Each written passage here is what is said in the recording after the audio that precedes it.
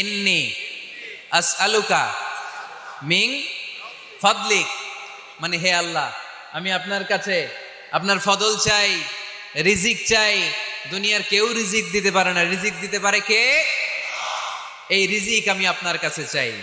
আবার আল্লাহ বললেন, হুয়াল্লাযী জাআলা লাকুমুল আরদা যালুলান ফামশু ফি মানাকিবিহা ওয়া কুলু মির রিজকি ওয়া ইলাইহিন নুশুর।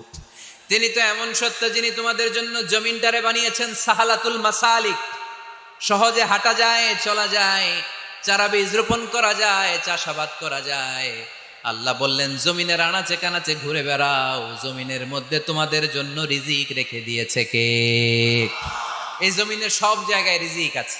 আপনি জমিনের পাহাড়ে যাবেন, পাহাড়েও রিজিক আছে। জানেন পাহাড়ে কি চাষ হয়?